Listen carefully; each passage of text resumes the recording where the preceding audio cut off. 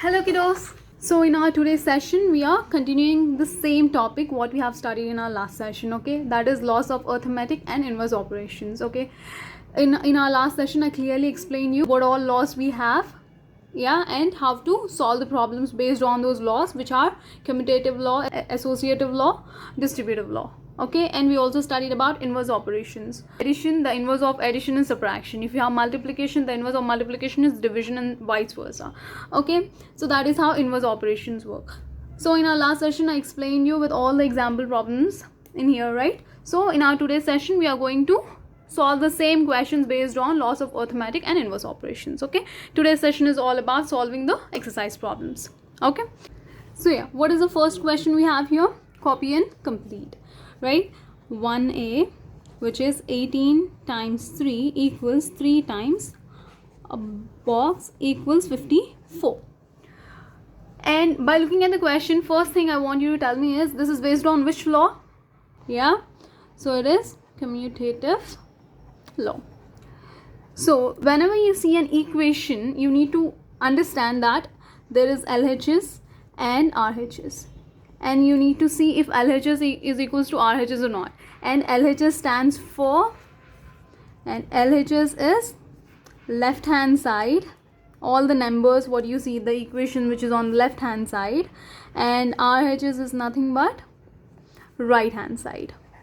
Yeah, so whenever an equation is given to you, all you need to first look at is how the numbers are given on LHS side and how the numbers are given on RHS side.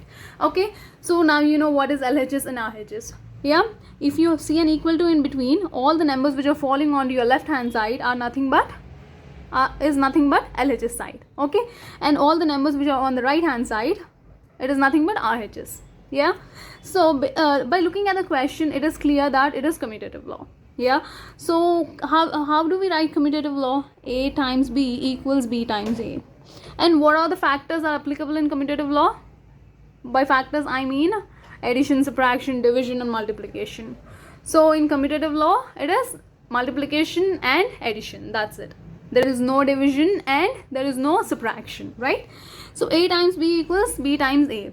So since the question is in terms of multiplication, that means let's assume, since the question is in multiplication, let's assume this is A and this is B, which is A times B equals B times A. Do you see? This is B, right? So if B is the first variable in your RHS side, the next variable which is multiplying with B will be A, right? So A is what? 18. Yeah. So 3 times what comes here? Exactly, it is 18. 18 times 3 equals 3 times 18. A times B equals B times A. It's the same question if I take in terms of addition. 18 plus 3 equals 3 plus a blank equals 18 plus 3 is what?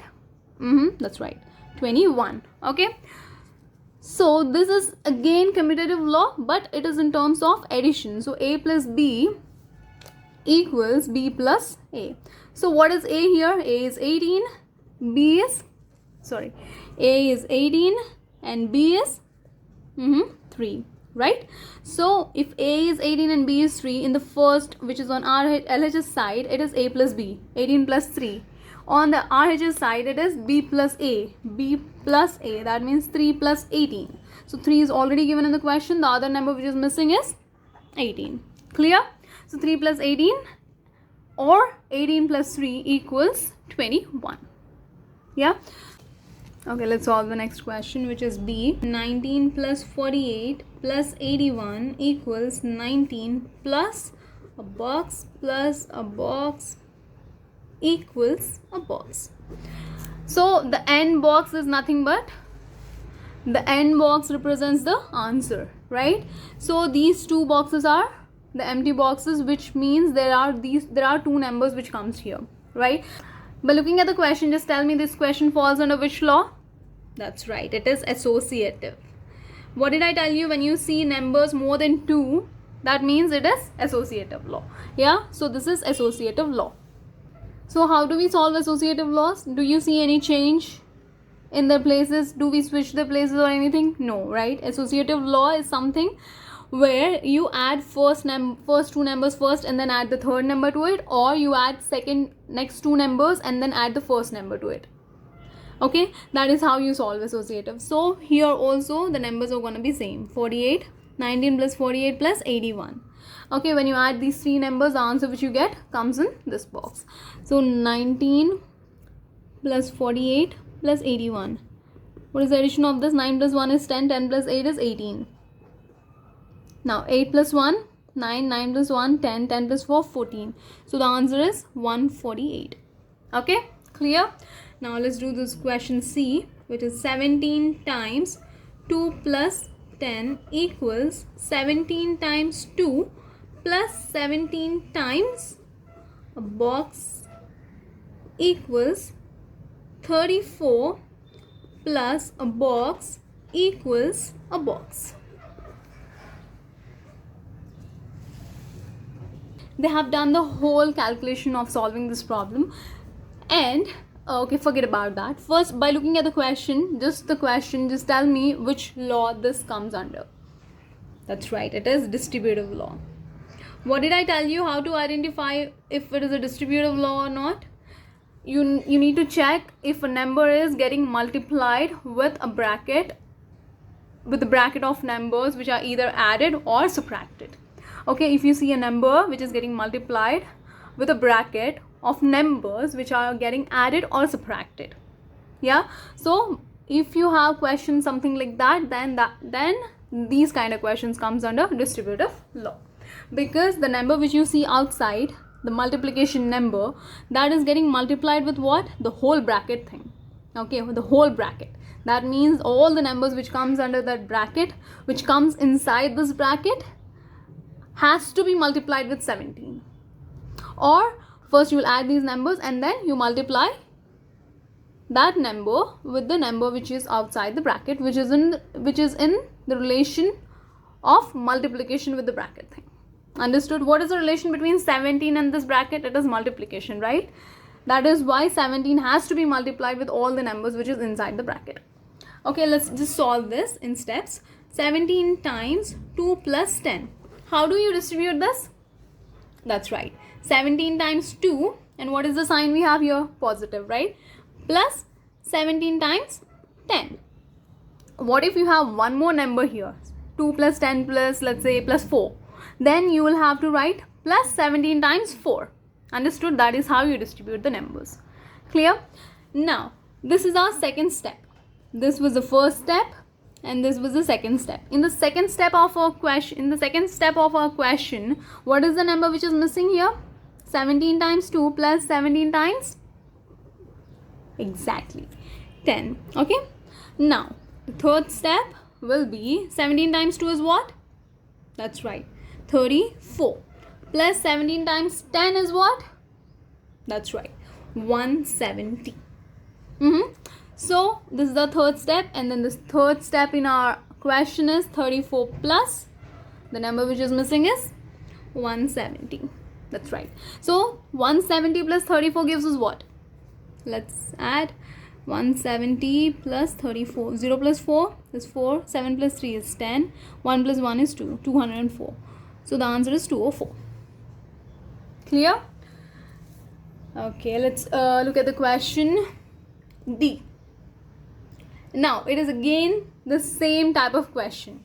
What is the question? It is exactly same type of question what we have just solved. Okay, so what is the question we have there? 21 times 10 plus 3 equals 21 times a box plus 21 times a box equals a box plus box equals a box.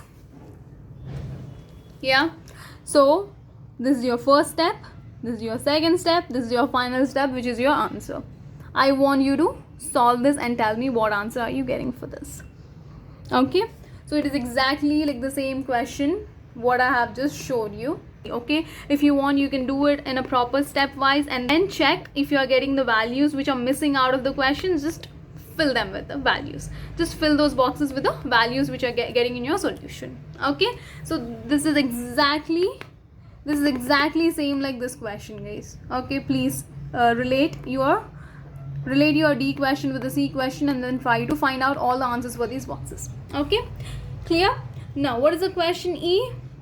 Again the same type of question. Question E is also similar question, which is 22 times 4 plus 10. Okay, so you know we have 3 steps here. First you need to distribute the value. First write the question, then what do? You distribute the number which is getting multiplied with the complete bracket numbers. Okay, 17 times 2 plus 17 times 10. Here it is 22 times 4 plus 10, right? So 22 times 4 plus 22 times 10. Then the next step will be multiply and then add.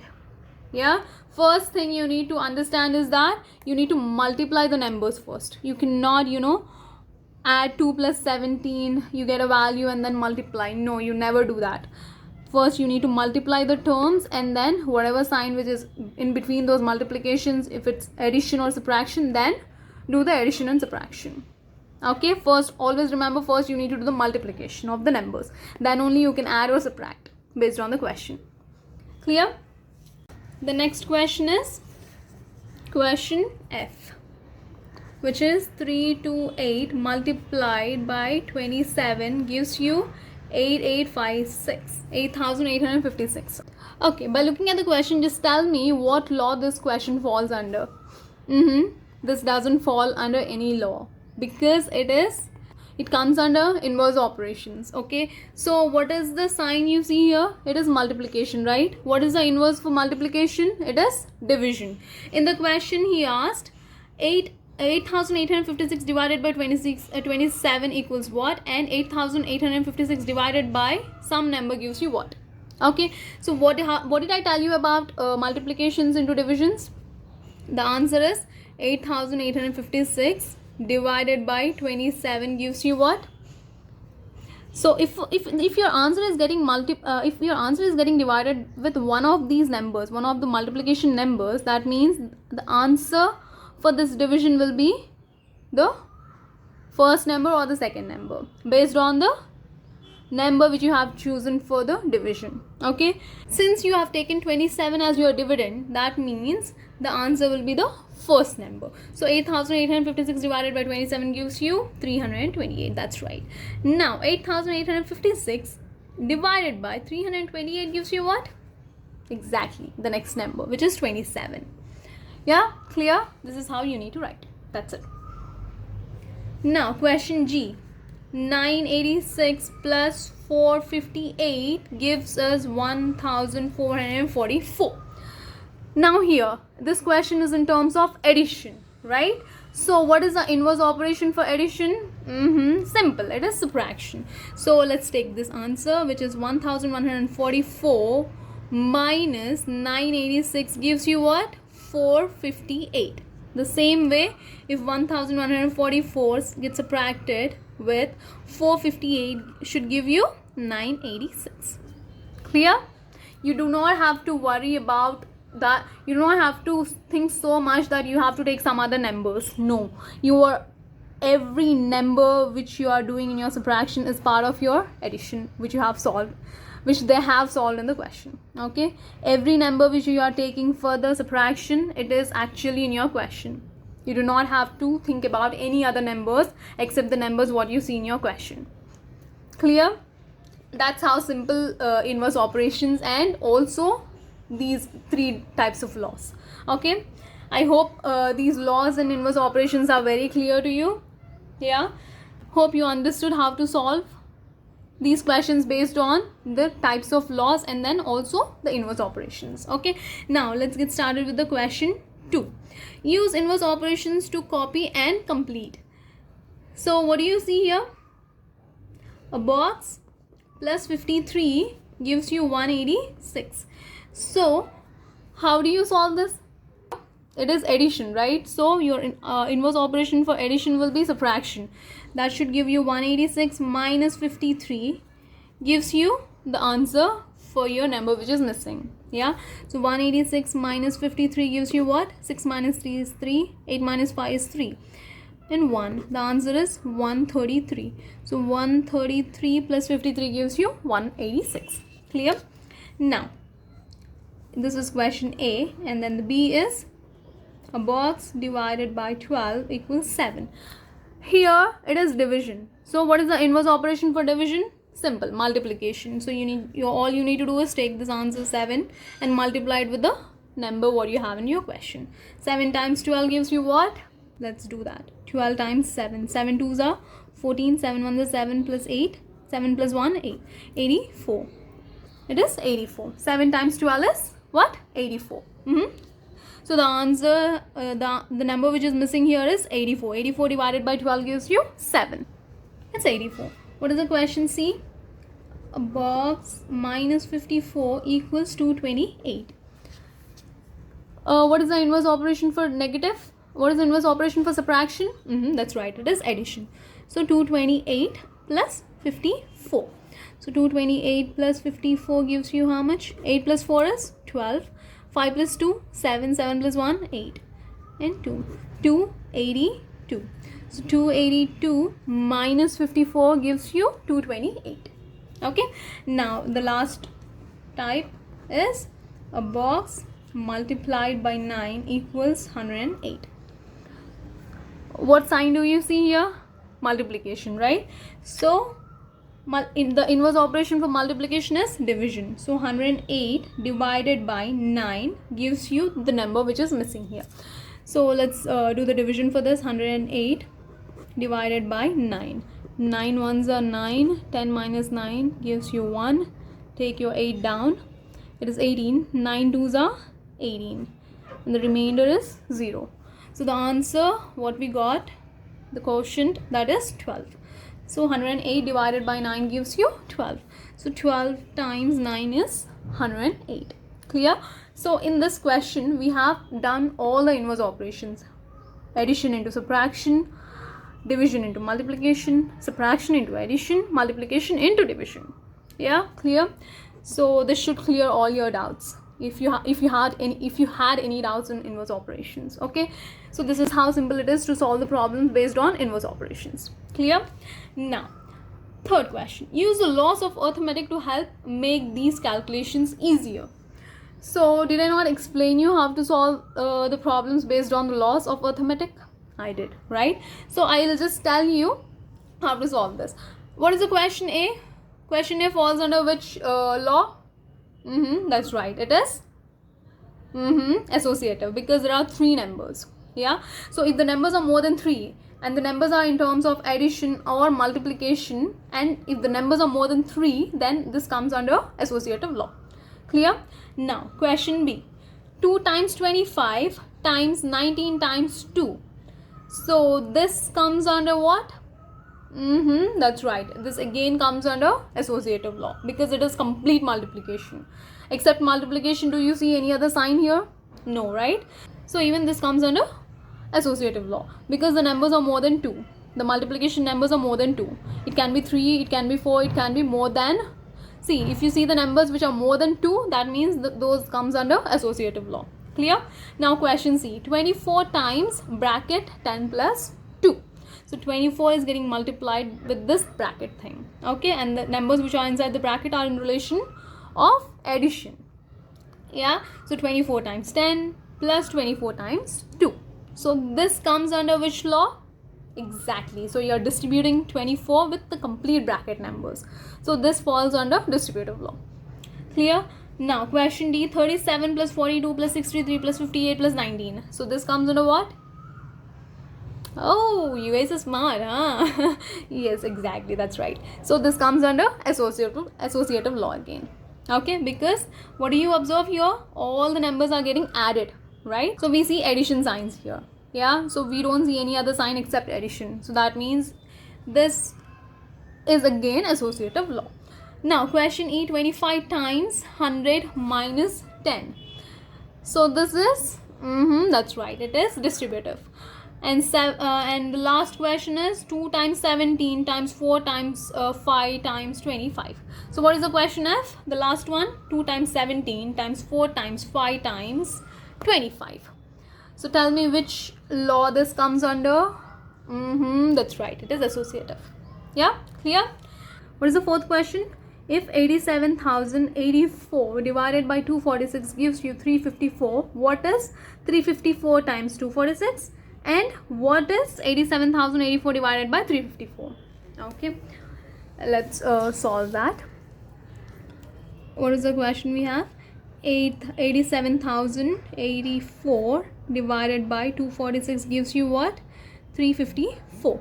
First, let's solve question A, which is 354 times 246.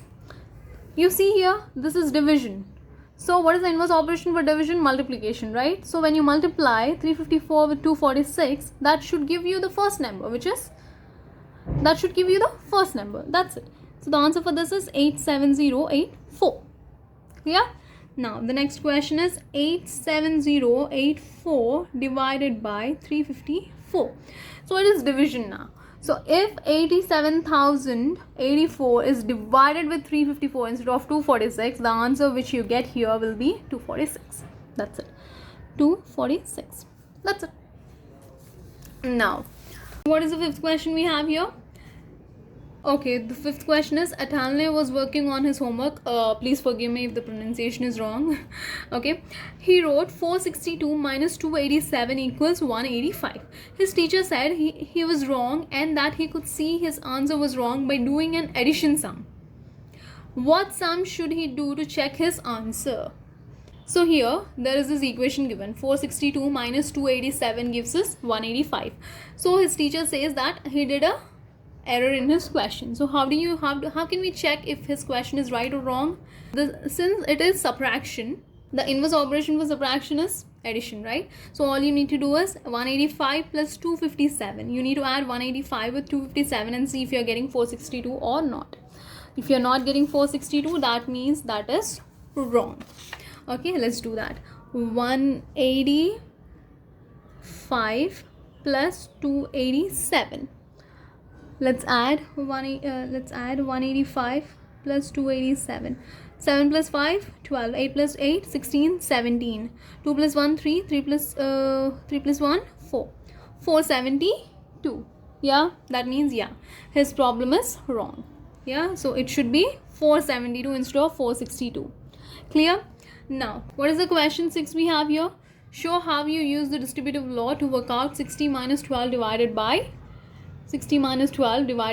3. Okay, so question 6 is what? 60 minus 12 divided by 3. Clear? So how do we solve this? This complete bracket thing is divided by 3, right? So this is again distributive. You need to distribute the numbers which are inside the bracket with 3. So that means you need to divide all the numbers which are inside the bracket with 3. So that gives you 60 divided by 3 minus 12 divided by 3. Clear? So let's solve this individually. First 60 divided by 3 and then 12 divided by 3. So 60 divided by 3 gives you what? 3 2s are 6. 0.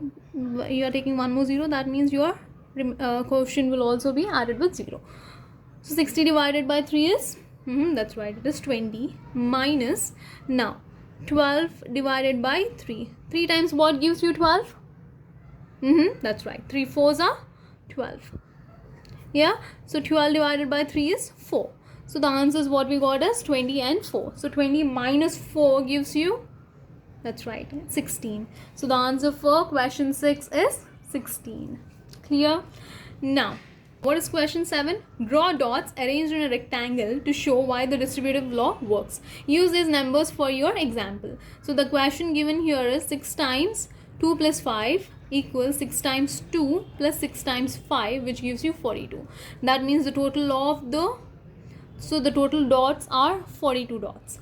It is the same way how I explain you this example, the dots example, you remember. So using the same method, you have to solve the question 7 here. Clear? Understood? I explained dots example problem in our last video. Okay, so look at that video and get the clear understanding how exactly we solve the questions which are in the dots form. Okay, so how to arrange this equation in the dots. Now we have the other question, which is 8. This diagram shows how the distributive law works. The question here is nothing but just a diagram with dots. So first you need to count how many dots do we have here. Okay, let's count the rows and columns. How many rows do we have here? 1, 2, 3, 4. How many columns do we have here? 1, 2, 3, 4, 5, 6, 7, 8. 8 by 4. 8 fours are, that's right, it is 32. 8 fours are is 32. The total number of boxes are, so the total number of dots are 32. So the final end box is nothing but the total, right? So there are 32 in total. Okay, out of this 32, look at your columns and tell me how many black columns you have and how many red columns you have. So if we look at the black columns, we have 3 black columns. And how many red columns we have? 1, 2, 3, 4, 5. We have 5 red columns. So here, what is happening? Do you add these black columns with red columns, or do you multiply these black columns with your red columns to get the total? That's right, you add them, you don't multiply them, right? So it is 3 plus 5. So 3 plus 5 gives you how much? It is 8. So 8 times what number gives you 32? That's right, 8 fours are 32. Clear? So I think you got your equation. So 4 times 3 plus 5. Understood? 4 is nothing but the number of rows. So the first number which is missing here, that is nothing but 4. 4 is nothing but the number of rows we have. Times the numbers which comes inside the bracket are the different types of colors which are mentioned here. So 3 plus 5 is nothing but the number of dots which are in black and the number of dots which are in red. So the number of dots, the number of columns which are in black are 3. The number of columns which are in red are 5. So that is why it is 3 plus 5. We are distributing the columns and we are multiplying these columns with the complete rows. Okay, so the complete, so how many rows do we have? 4 rows in total. 4 times how many columns do we have in total? There are 8, but those 8 columns are divided in terms of different colors. So that is why we distributed 8 as, we wrote 8 as 3 plus 5 based on their colors. Yeah, so 4 times 3 plus 5. So 4 times 3 plus 4 times 5. 4 times 3 is what? 4 3s are 12. So there are 12 black dots and 4 5s are 20.